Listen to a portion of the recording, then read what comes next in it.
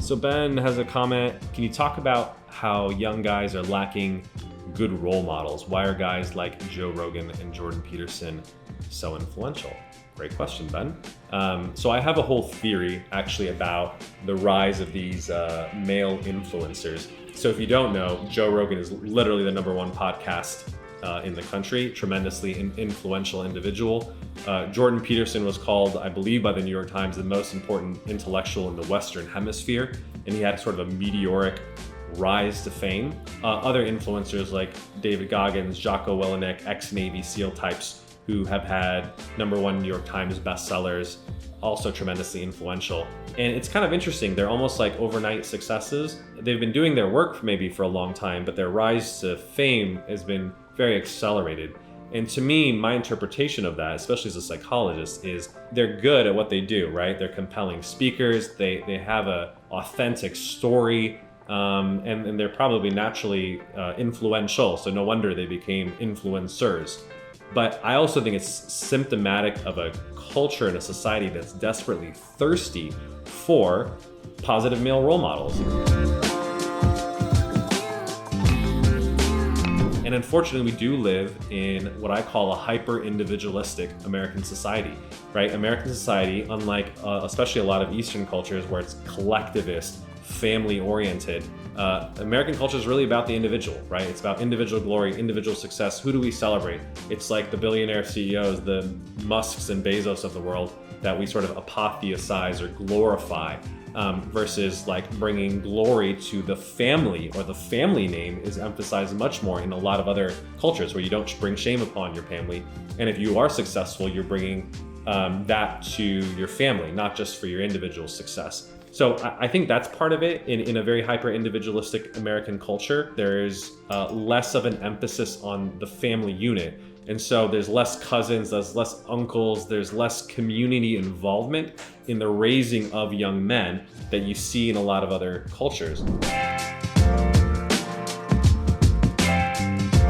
I always think that's really important because even if your father is great, your father is human. All of our fathers are fundamentally flawed. They have good and bad things, but that becomes your primary template or your role model as a man.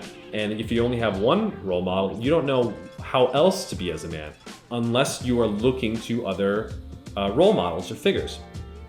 So I think because of the lack of that kind of family or community structure, if the father figure is missing in your life, whether it's because he's physically not present, as you know, like the divorce rate in the United States is somewhere around 50 to 60%. So a lot of young men literally grew up without fathers, or even if they did, their father may not have been sort of emotionally available or present to them, or maybe did not provide them with a lot of life advice or wisdom or counseling, or may have been strong in a particular dimension like academics and professional advice, but didn't provide a lot of guidance about fitness and health and dating, and maybe things that, quite frankly, he was not good at. And so I think as a result of that, you're seeing people naturally drawn to these sort of male role models.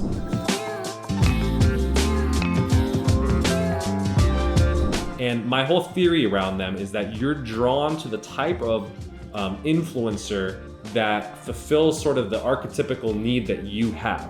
So for instance, Jordan Peterson is kind of this like wise father figure. He's almost like this magician archetype, right? Because he's so intellectual, he's a professor, a very heady kind of thing. And so if you didn't have that sort of wise father figure imparting wisdom about the right way to live and to clean up your room and put your shoulders back and approach responsibility, you're gonna want someone who's providing that in your life.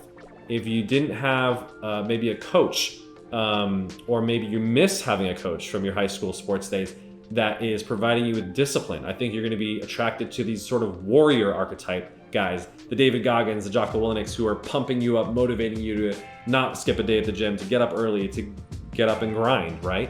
And that's sort of the need that it's sort of fulfilling. But I think the unfortunate thing, by the way, is this one of the things I've noticed about these influencers is they tend to be very dimensional, right? Like the Navy SEAL guys are great when it comes to inspiring you to work out. I'm not sure you want dating advice from them.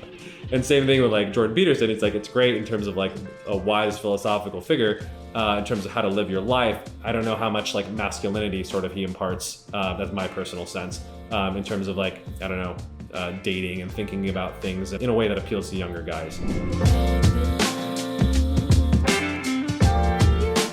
The way that I would describe it is every guy should have multiple levels of male role models. The ideal is you have an immediate role model, right? Which is ideally like a father, a brother, maybe a cousin, like an immediate family member who is a good male role model to you that you can build a close, even physical relationship with, right? You can hug and shake hands and shed tears or whatever it is.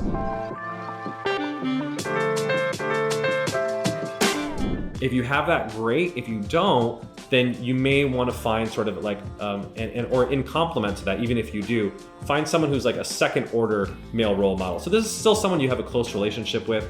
A good example might be a teacher, a coach, or a psychologist, right? So someone you can build a long-term relationship with, someone who genuinely cares about you, and maybe imparting particular skills or knowledge that they have and kind of teaching you how to live better, how to develop a skill set professionally, how to manage your self-care and your mental health.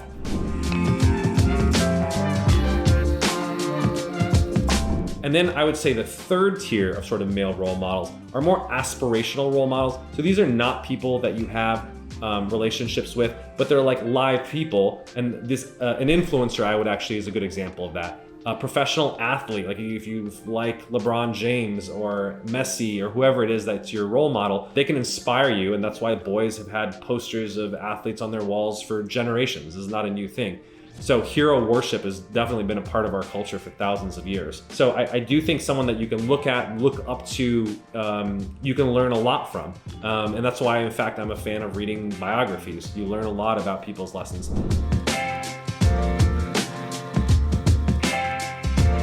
I would say even the fourth tier above that are people who are not necessarily even alive, right? They can be historical figures, they can be fictional figures, even though it's not even a real person. Like, I think there's a lot, if you watch, for instance, the Batman trilogy from Christopher Nolan, about how do you overcome your fears.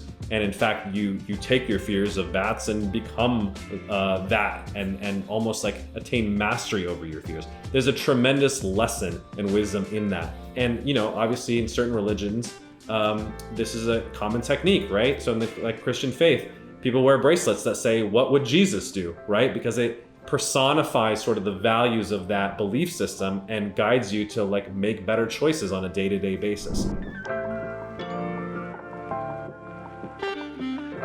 I actually think it's useful to have at least one of those role models across those four categories, because it gives you almost a diversity. If you think about it, it's almost like a board of directors that you have of positive male role models, right? And you can almost use this, by the way, as a visualization exercise.